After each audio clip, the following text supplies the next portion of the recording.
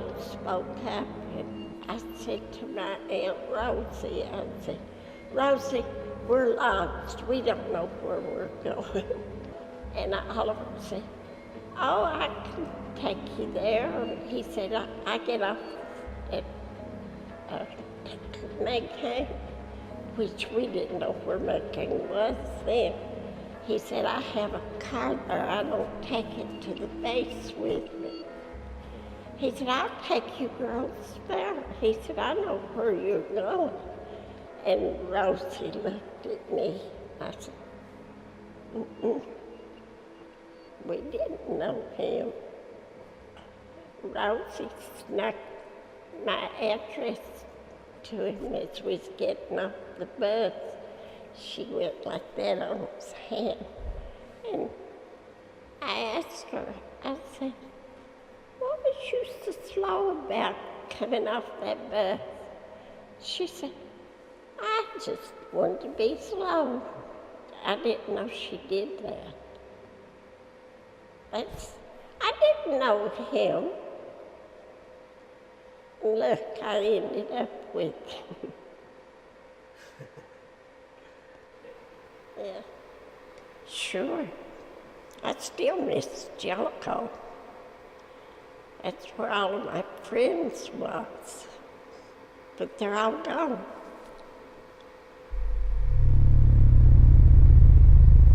Jellicoe's a dead town now.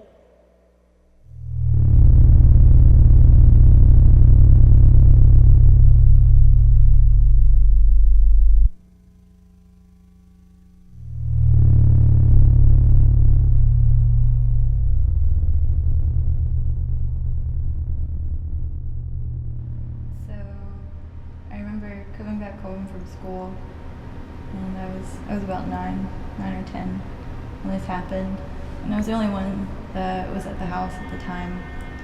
I think my mom was at work, and Dad should have been at work, but I don't know where he was at. And I just go around the kitchen, getting my snack, then I hear a knock at the door, and I was a little concerned because I was home by myself, and there's a stranger at my door and I don't know who it is, but I look at the person because we had a glass door, and I see it's this man that had sold us a washer, he had sold us a washer, and I remember him being really friendly, and I was wondering why was he at our house, but I opened the door and he busted in. And he had a knife, but it wasn't like a really big knife or a scary knife, it was just like a regular steak knife. So I thought that was a little strange. And he busts in, and he just starts threatening me and just starts saying is there anyone else in the house? Is there anyone else in the house? And I just say, no one's here, it's just me. But for some odd reason I knew that my dad was gonna be coming home soon. And he took me into the kitchen and slammed me down. I was like, I'm gonna stab you, I'm gonna kill you. And I just didn't know what to do. I panicked. And all I could think was, I hope my dad comes home, but at the same time, I hope he doesn't, because I don't want him to die too. And lo and behold, my dad shows up, and because he hears a commotion. And this guy has a steak knife to me, and my dad's freaking out, and he's like, what do you want? What do you want? And the guy's just yelling, saying, I'm gonna stab her. You need to go take a walk, man. You need to go take a walk. But eventually, my dad loses the fight, and the guy stabs him. He stabs him with his steak knife. And now my dad's on the floor. He's dead, unfortunately, and I'm still alive, and the guy's still in the house, and he's like, I'm gonna stab you next. I'm gonna stab you. And I don't know what to do. I'm still frozen. My dad's dead. I'm gonna die. I don't know what to do. I'm only 10 years old. So the man, he stabs me twice. He stabs me once in the chest and then once in the shoulder. You don't really know what the mind of a murderer is, so.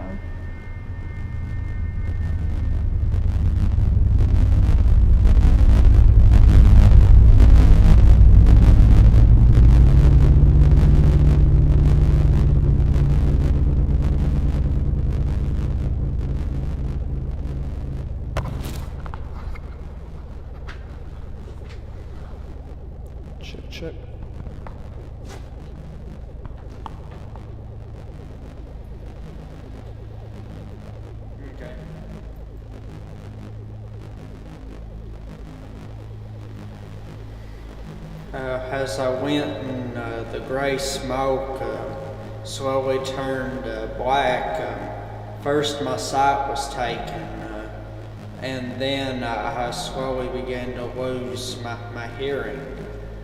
When I came to, I saw the aftermath of the fire from underground.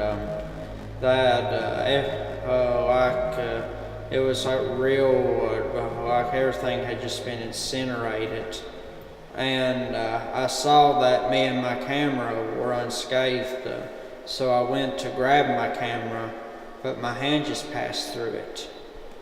And I tried 4 or 5 times to get my camera, and then I heard a voice, and I looked, and 4 policemen were searching the area, and one of them said, I found something.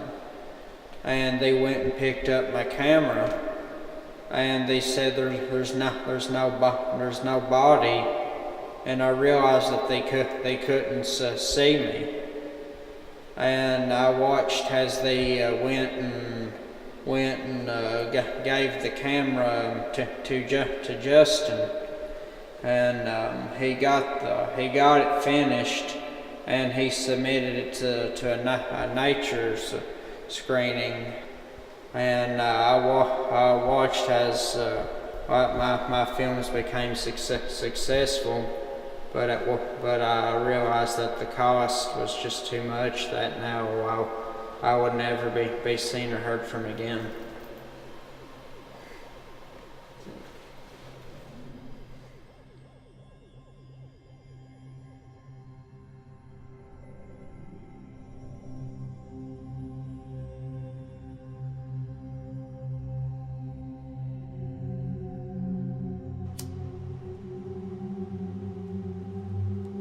We get to the hospital. And it's not really much like a hospital I've been in before. The rooms are very strange. They had the names of the people given, birth posted like it was almost like a bleacher setup in a way. Very weird. It wasn't like a normal waiting room. Then the people, of course, I was trying to avoid in his family were there. But the key people were missing. At that point, I knew they were back there with his niece. She brings out these twins. And they're not like bouncing babies, they're little, tiny, like pink rats of babies, like fetuses almost, but they seem to have, some motion, they were living, but they shouldn't have been. There was 2 of them that were palm-sized.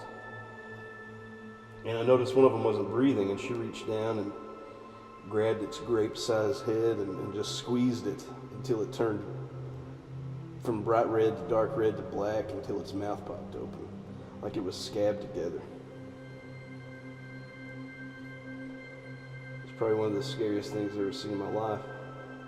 But then she commented on how pretty its eyes were, and like it was a normal thing. Looked around, everybody else seemed to be very happy, and I was in on this family moment I didn't really intend on being in on and really care to be in on.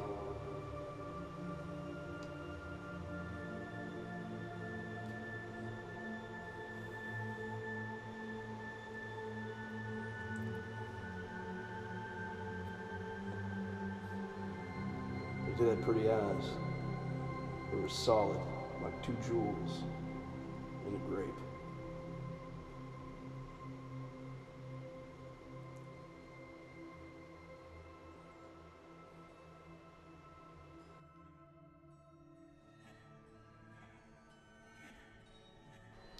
So I woke up to the sound of wind chimes outside the window, and the chimes were crazy and sporadic, like right before a storm starts.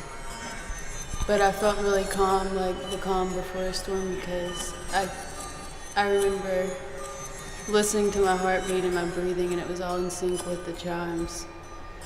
But as I laid there, I started to feel more anxious and I noticed there was a sound coming from another room in the house, and it was like ripping paper slowly, and it just kept going, and over I heard ripping, and it all made sense suddenly, even though I felt so anxious and confused, that it was my grandfather in the other room, because he was always paranoid about the government and documents that he would get in the mail, so he would rip them out. And so I imagine this is what I heard in the other room, just tearing paper. But I got up, and the sounds of my breathing and heartbeat and chimes and ripping paper continued as I walked down the stairs and went outside. And when I got outside, it wasn't stormy at all, it wasn't cloudy, it was sunny. And the road by the house was just a waterway, like a small stream. But I didn't hear the noise of the water running. I just remember needing to go somewhere, and so I was swimming there. And I remember the mountains on either side, the foothills of Appalachia, not really mountains because they're not big enough, but the trees were the same, and the waterways ran all in it, but I didn't try to get out of the water, I just went with it. And I remember coming to a pool, and I had a rod or a fishing pole in my hand, and I crawled up on this embankment that was still submerged in water, but it wasn't nearly as deep, and I laid there on my stomach. And I cast, and I remember catching a huge fish, the largest one I've ever caught. It had to have been like 3 feet long. And I was so proud, and so I handed the pole off to my little brother who was there. And there's always been a strong sense of pride within the male mentality of my family, and so because my little brother hasn't went through that yet, I thought that if I let him reel this fish in, that it would be somewhat rewarding to him.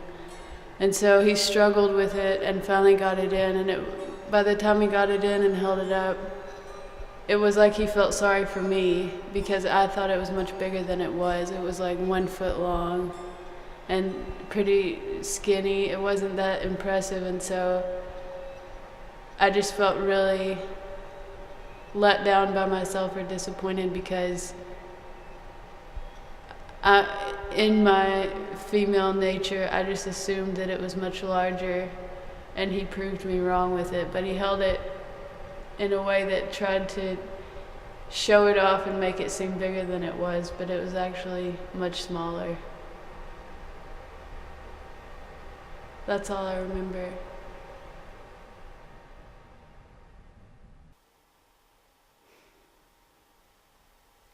I was in a parking lot one day. I just finished shopping, and I was about to open the door of my car when I felt this incredibly compelling force, and it was just pulling me to turn around and look at it. And when I turned around, I saw a person walking a dog, and I didn't even look at the person because I was too distracted by the dog. And when I looked into this dog's eyes, I felt a fear that I had never felt before. And this dog, it was not just a white dog, but it was completely albino, and its eyes were see-through, and I could just see into its body through its eyes. And when I looked into them, it was simultaneously a frightening, but also a really comforting feeling, because I had this feeling that the dog and I were kind of meant for each other in this weird, scary way. Like the dog was put on the planet to kill me, and I was put on the planet to be killed by this dog. And so when I looked into the dog's eyes, immediately I knew I was going to die. There was no hope for me. I looked at the dog and it was just over. And so he came and was running at me full force, and I jumped on top of my car to try to escape it, still thinking that maybe there was a chance, but the dog just jumped on top of the car too. But I didn't want to give up. I wanted to fight back, because this was kind of like the ultimate battle, and I wanted to see if I had a chance to win it. And so I fought him. I fought the dog, and in the end, he killed me, but not before I had a chance to kill him. And we died together. That's it.